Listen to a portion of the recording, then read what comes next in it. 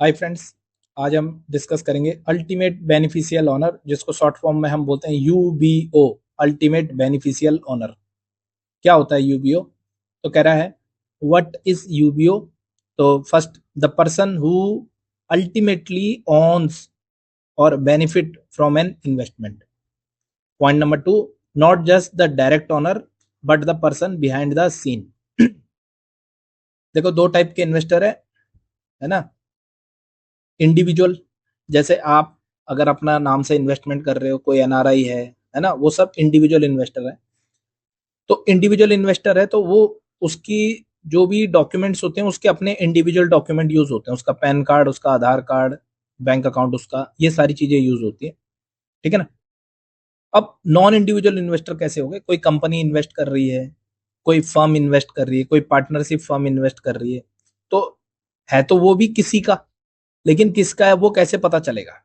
For example, मैं Jitendra Prasad investment कर रहा हूँ म्यूचुअल फंड के थ्रू। अब मेरा जो इन्वेस्टमेंट है, उस इन्वेस्टमेंट का बेनिफिट किसका होगा? तो वो तो साफ पता चल रहा है कि जितेंद्र प्रसाद का बेनिफिट है। बट अगर गुरुकुल उज्जीवन है, जैसे है ना, गुरुकुल उज्जीवन अगर इन्वेस्ट करेगी तो सेबी को कैसे पता चलेगा कि गुरुकुल उज्जीवन का जो बेनिफिट हो रहा है वो आखिर में बेनिफिट हो किसका रहा है? तो यही पता लगाने के लिए यूबीओ लाया जाता है। गुरुकुल उज्जीवन में कौन उसका पार्टनर है, किसकी हिस्सेदारी है, ये सब चेक होता है। तो कह रहा है the person who ultimately owns the benefit from an investment. कोई कंपनी है लेकिन उस कंपनी का बेनिफिट किसको हो रहा है, उसको यूबीओ देना होता है। और दूसरे में कह रहा है not just the direct owner. Direct owner, सिर्फ डायरेक्ट ऑनर ही नहीं, बट डायरेक्ट ऑनर तो कौन है? गुरुकुल उज्जीवन। लेकिन गुरुकुल उज्जीवन के पीछे बिहाइंड द सीन कौन है? तो उसके जो भी पार्टनर्स होंगे वो उसके क्या है? एक्चुअल बेनिफिशियल ऑनर है। अल्टीमेट बेनिफिशियल ऑनर उसके जो पीछे से हैं वो है। तो कह रहा है who is consider UBO. UBO किसको मानेंगे हम? तो अगर कंपनी है, कोई कंपनी इन्वेस्ट कर रही है, तो कह रहा है any one ऑनिंग more than 25% share और प्रॉफिट।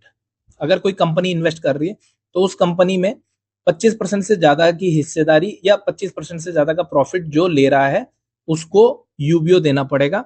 वो कहलाएगा ultimate beneficial owner. Same partnership firm अगर इन्वेस्ट कर रही है तो उसमें 15%, 15% से ज्यादा का जो बेनिफिट उठा रहा है या जिसकी साझेदारी है, जिसका प्रॉफिट है, उसको यूबीओ देना पड़ेगा। ट्रस्ट, सेटलर, ट्रस्टीज और बेनिफिशरी विद 15% या उससे ज्यादा का जिनका हिस्सेदारी होगी उनको यूबीओ देना पड़ेगा। अब मैं बार बार बोल रहा हूं यूबीओ देना पड़ेगा। क्या है यूबीओ? तो यूबीओ क्या है इसको समझते हैं। उससे पहले ये अल्टीमेट बेनिफिशियल ऑनर जो है किसको नहीं देना, इसके दायरे में कौन नहीं आते, कौन एग्जेम्प्ट हो रहे हैं इससे? तो पहला, लिस्टेड कंपनी। शेयर मार्केट में जितनी भी कंपनियां हैं जो लिस्ट हैं उनको यूबीओ देने की जरूरत नहीं है। क्यों नहीं देना उनको यूबीओ? क्योंकि लिस्टेड कंपनी, मान लो रिलायंस इंडस्ट्री है, रिलायंस इंडस्ट्री अगर इन्वेस्ट करती है म्यूचुअल फंड के थ्रू तो सेबी को तो पता है रिलायंस इंडस्ट्री का बेनिफिट किसको हो रहा है। सेबी को कैसे पता? क्योंकि सेबी के साथ रजिस्टर्ड है कंपनी, तो उसका तो सारी डिटेल ऑलरेडी सेबी के पास है, तो सेबी को उसकी जरूरत नहीं है। तो इसलिए लिस्टेड कंपनी को छोड़ देंगे।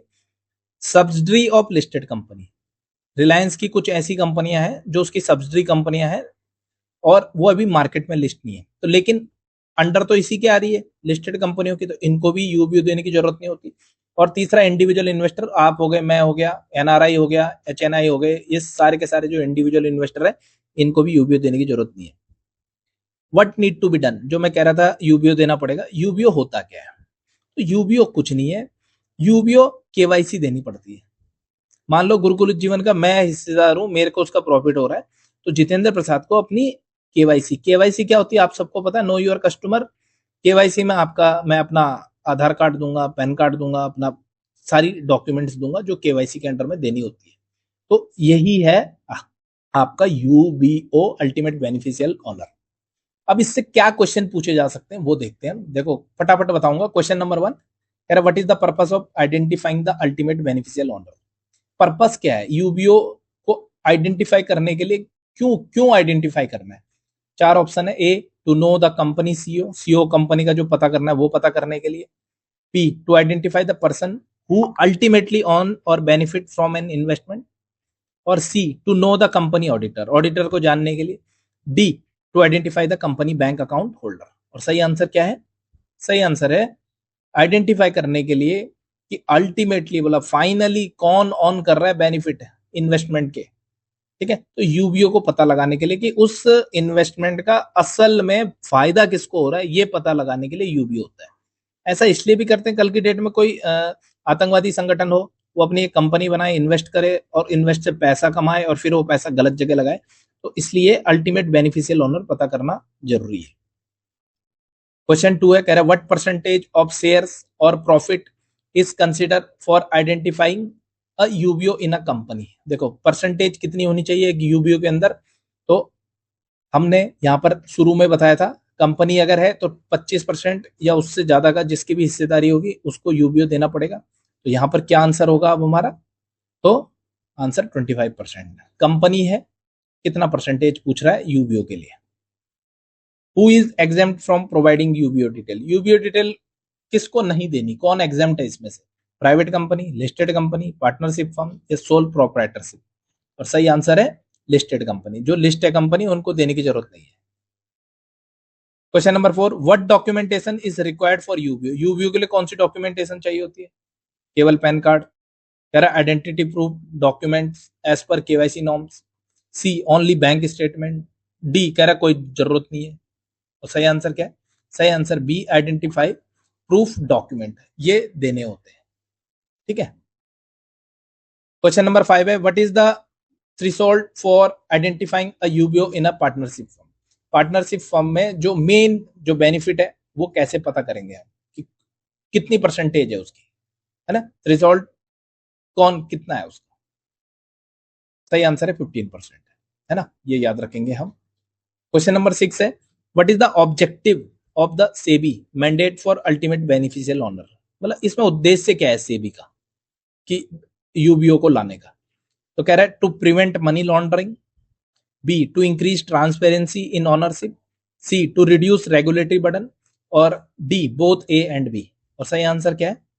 Both A and B. Money laundering को प्रिवेंट करने के लिए और ओनरशिप कौन है क्या है उसकी ट्रांसपेरेंसी बढ़ाने के लिए ये यूबीओ लाया जाता है। और इस टॉपिक का आखिरी क्वेश्चन है, who is consider a UBO in a trust? एक ट्रस्ट के अंदर यूबीओ किसको मानेंगे? कह रहा है सेटलर को, ट्रस्टी को, या बेनिफिशियरी को, या इन तीनों को, ऑल ऑफ द अबव। और सही आंसर है ऑल ऑफ द अबव। तो दोस्तों ये था छोटा सा topic UBO ultimate beneficial owner. I hope आपको ये टॉपिक अच्छे से समझ आ गया होगा और इस टॉपिक से रिलेटेड क्या क्या क्वेश्चन आपको पूछे जा सकते हैं वो भी आपको पता चल गए होंगे। गुरुकुल उज्जीवन फिनेंस के फील्ड में लगातार एजुकेशन प्रोवाइड कर रहा है। अभी हम सिर्फ NISM series 5A mutual fund पढ़ा रहे हैं और जल्दी पीएमएस हम स्टार्ट कर रहे हैं और ये सारी लाइव क्लासेस हमारी होती हैं, तो उनसे जुड़ने के लिए आप हमसे संपर्क कर सकते हैं हमारे दिए हुए नंबर पे। Thank you so much.